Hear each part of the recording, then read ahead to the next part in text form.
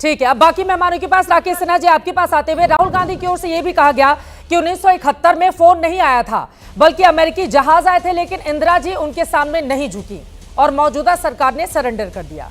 राकेश सिन्हा जी, देखिए 1971 में जो शिमला समझौता हुआ था वो दस्तावेज कोई वॉल्यूम्स में नहीं है, सिर्फ 2 पैराग्राफ में शिमला समझौता हुआ। कोई भी उसको गूगल पे जाके पढ़ सकता है। शिमला समझौते में इंदिरा गांधी जी की बाध्यता क्या थी, अब देश को बता दें। भारत की सेना ने पाकिस्तान की ज़मीन को अपने शौर्य से और पाकिस्तान के अत्याचार को पराजित करते हुए लगभग 21,000 वर्ग किलोमीटर ज़मीन, एग्जैक्ट डाटा मैंने ठीक से याद नहीं है, हो सकता है 15,000 स्क्वायर किलोमीटर भी हो, ज़मीन कब्जा किया था। किसके दबाव में उन्होंने ज़मीन छोड़ दी थी? तभी यह नारा लगा था देश में। मुझे याद है भारतीय जनसंघ ने उस वक्त नारा दिया था, देश न हारी फौज न हारी, हारी है सरकार हमारी। आपने ज़मीन छोड़ दिया। आप आर्मी को छोड़ना बाध्यता थी, चूंकि जेनेवा पैक्ट में हमारा दस्तखत है कि किसी देश की आर्मी यदि आप समर्पण करती तो आप छोड़ दीजिए, उसे हम बंधक बनाकर नहीं रख सकते थे। एक दूसरा सवाल पूछना मैं चाहता हूँ, 1962 में कितनी सैनिकों ने शहादत दी थी? 1962 में, 1962 कोई 1000 साल पुरानी कहानी नहीं है। 3,250 भारत के जवानों ने शहादत दी थी सीमा पर। 3,250, 1962 का डाटा बता रहा हूँ, जब हमारी जनसंख्या कितनी थी? आज से अभी से आधी जनसंख्या थी। 850 सैनिकों गंभीर रूप से घायल हुए। ये सरकारी आंकड़े हैं, लेकिन वास्तविक आंकड़ा जो कहा जाता है, जो हमें बोलना नहीं चाहिए यद्यपि, लेकिन चूंकि आज इस तरह का विमर्श हो रहा है, 8,000 सैनिकों की शहादत हुई थी। 8,000, 5,000 सैनिकों की शहादत में सरकार ने छिपा ली। किसी ने नहीं कहा, पीलू मोदी से लेकर अटल बिहारी वाजपेयी जी तक, कम्युनिस्ट पार्टी के नेता से लेकर स्वतंत्र पार्टी के नेता तक ने किसी ने नहीं कहा जवाहर तुम हार गए। सबने कहा नेहरू जी आप हार रहे हैं। क्या भारत की राजनीति आ गई है? मुझे तो राहुल गांधी जी जो कह रहे हैं ट्रंप की बात, उससे ज़्यादा हैरत होती है। और मैं कि वो जो लैंग्वेज के नरेंद्र सरेंडर, क्या बात है। और सुप्रिया जी ट्रंप के बारे में ट्रंप कह रहा है, अरे ट्रंप हिटलर नहीं है, पुतिन हिटलर नहीं है। हम ट्रंप के बारे में ट्रंप कह रहे हैं। भारत की राजनीति विमर्श में अब भाषा को यहाँ गिरा देंगे। मैं एक जॉर्ज ऑरवेल को कोट करूंगा। जॉर्ज ऑरवेल ने इंग्लिश लैंग्वेज एंड पॉलिटिक्स, मैं नहीं करती अमेरिका की गुलामी। मेरे देश के लोगों को हथकड़ी लगाकर भेजता है, मैं उसको सर यही आप करिए अमेरिका की गुलामी। आप में होगी गुलामी, मेरे में नहीं। आपको जो कहना है आप भगवान बना लीजिए, मुझे फर्क नहीं पड़ता है। सुप्रिया जी जब आपकी बारी आएगी आप बोलिएगा प्लीज, मुझे मत सिखाइए। जब आप आरोप लगा रही थी वो शांति से सुन रहे थे, मैं बोलूंगी ऐसे। ठीक है, हाल का बयान भी सुप्रिया जी फिर याद आता है जब राहुल गांधी की ओर से कहा गया था दुनिया का सबसे पुराना लोकतंत्र है वो भारत में आकर हस्तक्षेप करे लोकतांत्रिक मामले में। ठीक है, राजकुमार भाटी जी के पास भारत की राजनीति में अपनी बारी बोलिए। राकेश जी प्लीज। देखिए, मैं व्यक्तिगत टिप्पणी नहीं कर रहा हूँ, यह व्यक्तिगत टिप्पणी नहीं है। जब हम सार्वजनिक मंच पर बोलते हैं तो बोलने वाले चाहे आप हों या मैं हूँ, चाहे भारत के प्रधानमंत्री हों या राहुल गांधी जी हों, भाषा क्या होती है मैं बताता हूँ।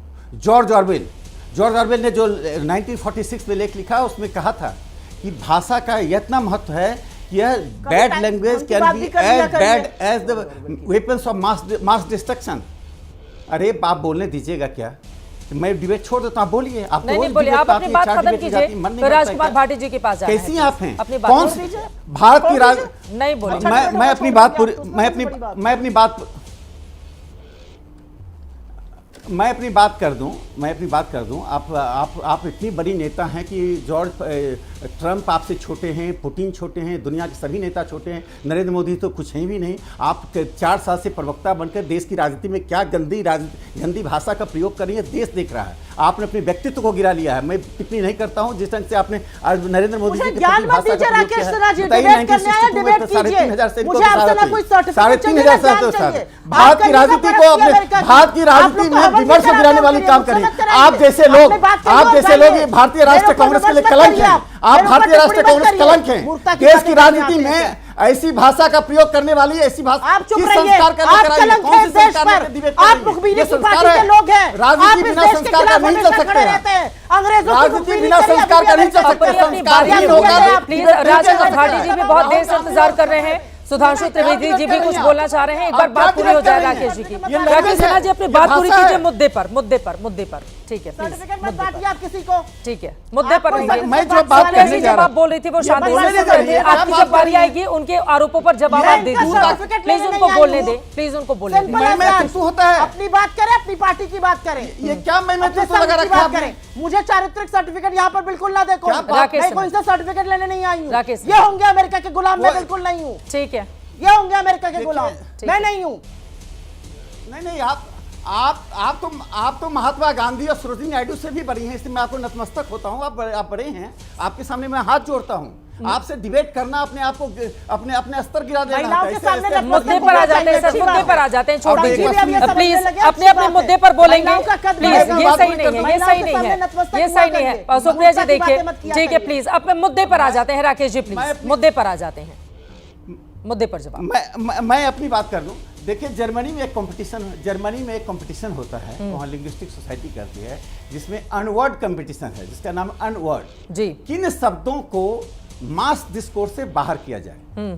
और जर्मनी में 2016 में 700 ऐसे वर्ड की सूची बनी थी और हर साल एक वर्ड को गायब किया जाता है। आज हम किस स्थिति में भारत की राजनीति बता रहा हूं। जो अभी विपक्ष है, पोस्ट फैक्ट यानी तथ्यों से ऊपर जाकर बात करना। और मैं अंत में जॉर्ज ऑरवेल को कोट करके अपनी बात समाप्त करता हूं। जॉर्ज ऑरवेल ने कहा था, political language was design to make lies sound truthful and murder respectable and to give an appearance of solidity to pure win.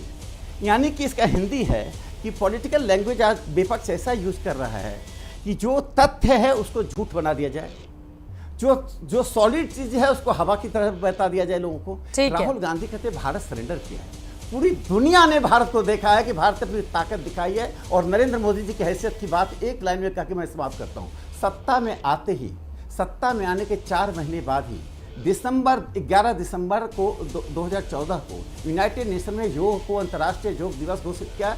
175 देश का समर्थन लेकर आए। और मैं कांग्रेस के प्रवक्ता को बता देना चाहता हूं कि डिप्लोमेसी ब्लैक एंड व्हाइट में नहीं होता है। बिल्कुल। हम क्यों ट्रंप के खिलाफ मोर्चा खोलें, हम क्यों पुतिन के खिलाफ मोर्चा खोलें? ये क्या बच्चों का खेल है? ठीक है। हमें जो कहना है हमने दुनिया को बता दिया, हमने ट्रंप को बता दिया कि बायलैटरल है, हमारे बीच में कोई नहीं आएगा ना भविष्य में आएगा। ये शिमला समझौते की तरह हम सरेंडर करना नहीं ठीक है। चाहते हैं। राष्ट्रपति ट्रंप की ओर से तो ये भी कहा गया था कि 1500 सालों से भारत और पाकिस्तान के बीच कश्मीर के मुद्दे पर लड़ाई चल रही है।